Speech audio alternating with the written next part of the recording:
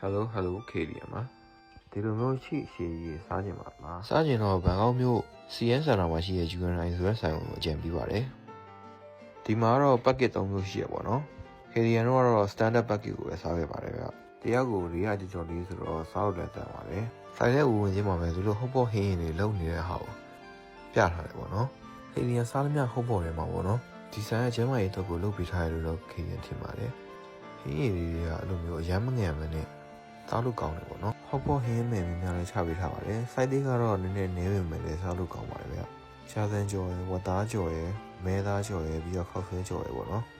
အရွက်လေးတွေကတော့တော်တော်လေးကိုလက်ဆက်ပါတယ်ကြည့်နေရည်တွေတော့မသိဘူးပေါ့နော် KDM ကတော့ဟောက်ဖို့ဆိုင်သွားတဲ့အခါတိုင်းဒီခောက်ဆွဲကြော်တွေစိုက်တွေစားမဲ့အစားကျမ်းမာရေးညီညွတ်တဲ့အသားရည်နဲ့ရွက်တွေကိုစားပါတယ်ဘေးကတော့ free fruit မဟုတ်ပါဘူးဒီဘေးက drink တွေအကုန်လုံးကတော့ free fruit ပါချိုင်းလောက်ယူလို့ရပါတယ်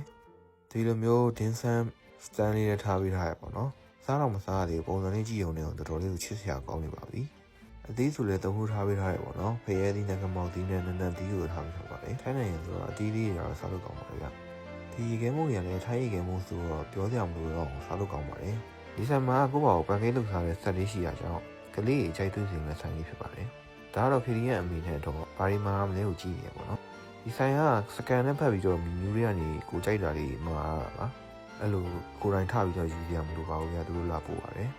KDM တို့ယူထားတဲ့ဆက်က standard set ဆိုတော့အသားမင်များကြီးတော့မရှိပါမဲ့ရှိတဲ့ဟာလေးတွေကလည်းတော်တော်လေးကိုနူးညံ့ပြီးစားလို့ကောင်းပါတယ်ဗျာ